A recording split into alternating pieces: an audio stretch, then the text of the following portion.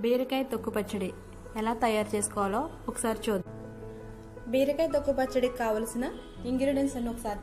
బీరకాయ తొక్కు, టమాటో, పచ్చిమిర్చి, కొత్తిమీర, చిటికెడు జీలకర్ర, 4 కొంచెం ఆయిల్, ఫ్రైకి సరిపడా ఆయిల్ వేడి చేసుకుందాం.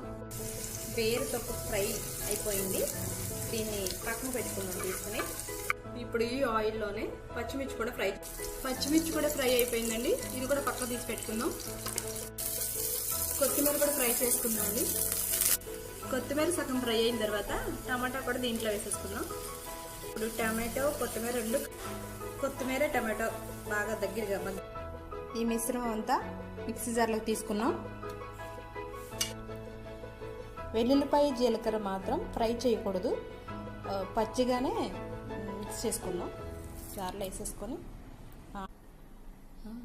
టేస్ట్కి సరిపడా సాల్ట్.